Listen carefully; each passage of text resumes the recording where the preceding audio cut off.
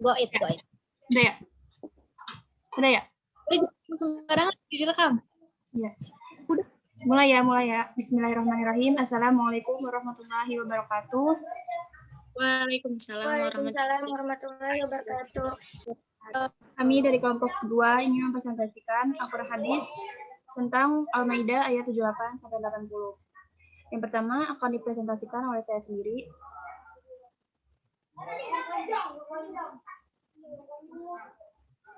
A'udzu billahi minasyaitonir rajim. Bismillahirrahmanirrahim. Lu'inal ladzina kafaru min bani Israil 'ala lisani Dawud wa Isa bin Maryam. Dzalika bima asaw wa kanu ya'tadun. Kanu la yatanahuna 'an munkarin fa'aluh. La bi'sa ma kanu yaf'alun. ترى كثير منهم يتولون الذين كفروا لبئس ما قدمت لهم أنفسهم أن سخط الله عليهم وفي العذاب هم خالدون. Selanjutnya akan dipresentasikan oleh Fasya. Artinya, orang-orang kafir dari Bani Israel telah dilaknat melalui lisan ucapan Daud dan Isa putra Maryam. Yang demikian itu karena mereka durhaka dan selalu melampaui batas. Mereka tidak saling mencegah perbuatan mungkar yang selalu mereka perbuat. Sungguh sangat buruk apa yang mereka perbuat. Kamu melihat banyak di antara mereka tolong-menolong dengan orang-orang musyrik. Sungguh sangat buruk apa yang mereka lakukan untuk diri mereka sendiri, yaitu kemurkaan Allah dan mereka akan kekal dalam azab. Selanjutnya akan dipresentasikan oleh Ananda Melia. Saya menganalisis isi kandungan Quran Surat Al-Maidah ayat 78 sampai 80. Pada ayat 78 ini menerangkan bahwa orang-orang kafir dari kalangan Yahudi mendapat kemurkaan dan kekuatan Tuhan melalui ucapan Nabi Daud alaihi salam dan Nabi Isa alaihi salam. Nabi Daud alaihi salam mengutuk ketika mereka membuat kedurhakaan pada hari Sabtu atau hari larangan terhadap orang Yahudi menakutkan. Nabi Isa alaihi salam pun pernah mengutuk sebagian umatnya. Pada akhir hayat dijelaskan bahwa kutukan itu disebabkan mereka membuat maksiat dan melanggar hukum Allah Subhanahu wa taala dengan cara melampaui batas karena kemaksiatan dan kezaliman mereka terhadap hamba-hamba Allah menjadi penyebab kekufuran dan kejauhan mereka dari rahmat Allah karena dosa dan kezaliman memiliki akibat buruk. Selanjutnya akan dipresentasikan oleh Adelia. 9 menandakan kebiasaan orang-orang yang itu membiarkan kemungkaran terjadi di hadapan mereka.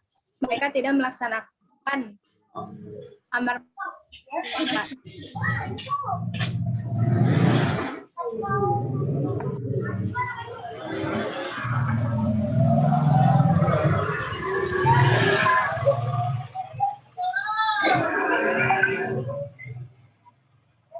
Allah menerima orang kafir dari Bani Israel, yaitu mereka yang selalu ingkar dan mengabaikan perjanjiannya dengan Allah. Telah dilaknat atau dengan perkataan lisan Nabi Daud dan Isa putra Maryam. Kutukan Allah yang itu disebabkan karena mereka durhaka dengan tidak menepati janji yang telah diikrarkan dan selalu melampaui batas dalam melaksanakan ajaran dan tuntunan agama, sehingga cenderung mengarah pada kesesatan. Kebanyakan dari umat Yahudi itu bersikap melampaui batas, sehingga tidak berbeda satu sama lain dan mereka juga tidak saling mencegah dari perbuatan atau penyimpangan yang selalu mereka perbuat. Sesungguhnya keadaan seperti ini mengisyaratkan betapa sangat buruk apa yang selalu mereka perbuat selama itu. Selanjutnya.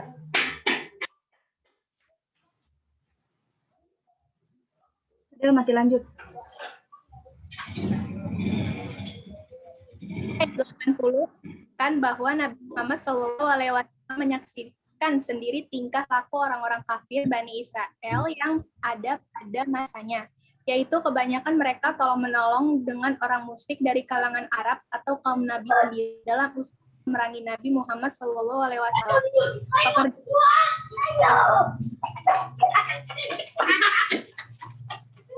Mengikuti nafsu hasud.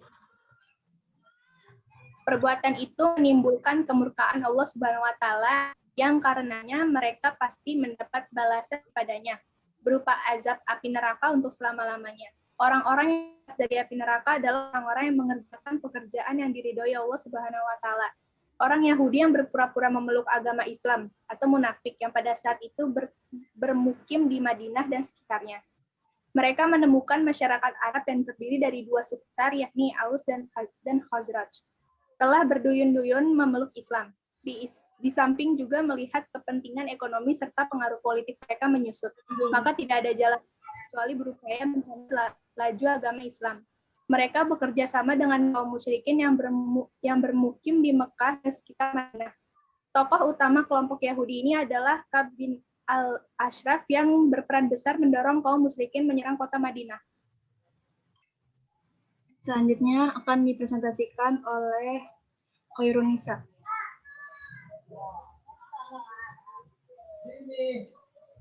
Kosakata dari ayat. Yang pertama, kata Allah pada redaksi.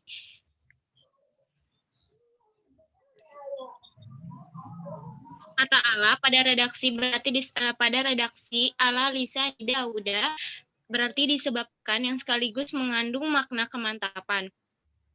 Kata itu mengisyaratkan bahwa kutukan itu benar-benar diucapkan oleh lidah Nabi Daud alaihissalam dan Nabi Isa alaihissalam.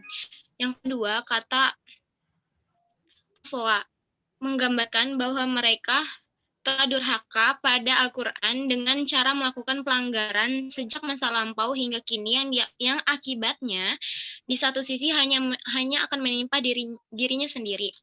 Kata ini menggunakan bentuk kata kerja masa lampau atau fi'il madi. Maka ini menunjukkan bahwa kedurhakaan itu bukan sesuatu yang datang baru, tetapi sudah ada sejak dahulu dan masih akan berlanjut hingga kini dan hingga masa datang atau masa depan. Yang kata yata'adun, mereka melampaui batas dalam melakukan kedurhakaan. Apa yang mereka lakukan akan berdampak bagi diri sendiri, juga dapat menimpa buruk kepada pihak lain. Terus yang keempat,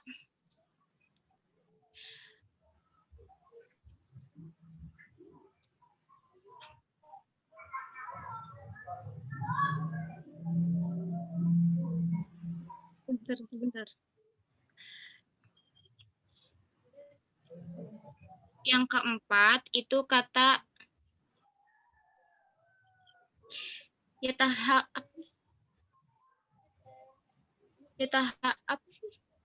yatahauna adalah adanya upaya untuk saling melarang manakala ada yang melakukan suatu kemungkaran. Dan bila ketika yang melarang itu melakukan kemungkaran, maka ada yang lain tampil untuk melarangnya. Kata tersebut juga dapat dipahami dalam arti berhenti untuk tidak melakukan, sehingga dapat juga dipahami dalam arti sehingga dengan penambahan kata lam atau tidak, itu berarti bahwa mereka terus-menerus dan tidak henti-hentinya melakukan kemungkaran. Yang kelima, kata munkar adalah lawan kata ma'ruf. Kata munkar ini dipahami oleh banyak ulama sebagai segala sesuatu atau ucapan maupun perbuatan yang bertentangan dengan ketentuan agama, akal, dan adat istiadat. Kendati demikian, penekanan kata munkar lebih pada perilaku yang lahir dari adat istiadat. Demikian juga kata ma'ruf yang dipahami sebagai produk adat istiadat yang tidak bertentangan dengan tuntunan agama. Yang keenam, kata minhum, yang artinya dari mereka, menunjuk kepada orang-orang Yahudi yang berpura-pura memeluk agama Islam, munafik, yang pada saat itu bermukim di Madinah dan sekitarnya. Selanjutnya akan dipresentasikan oleh Nanda Nuralisa. Kesimpulan dan hikmah Quran Surat Al-Maidah ayat 78 sampai 80. Quran Surat Al-Maidah 78. Menurut Syarawi memahami ayat tersebut sebagai bentuk kedurhakaan atau pelanggaran yang mereka lakukan akan berdampak pada diri mereka sendiri. Sementara Quran Surat Al-Maidah ayat 79 menjelaskan bahwa dalam komunitas mereka tidak ada seseorang yang berperan untuk mencegah masyarakatnya saat berbuat kemungkaran. Pembiaran atas kemungkaran yang terjadi di depan mata mereka mengakibatkan mereka akan dicampakkan oleh Allah dalam keburukan.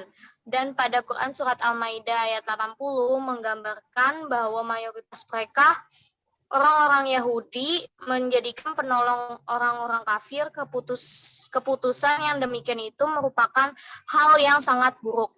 Secara umum dalam sebuah komunitas harus ada yang menegakkan kontrol sosial, mencegah yang munkar dan mendorong kebaikan, membiarkan keburukan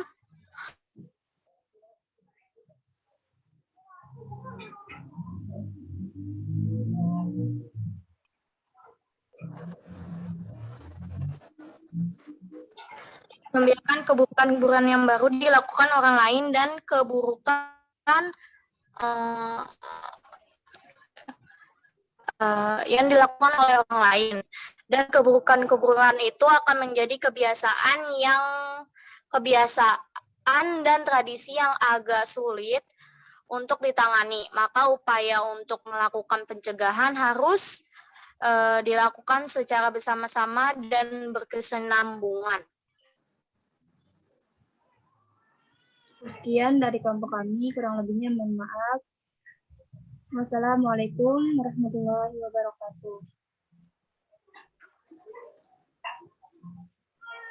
Waalaikumsalam warahmatullahi wabarakatuh.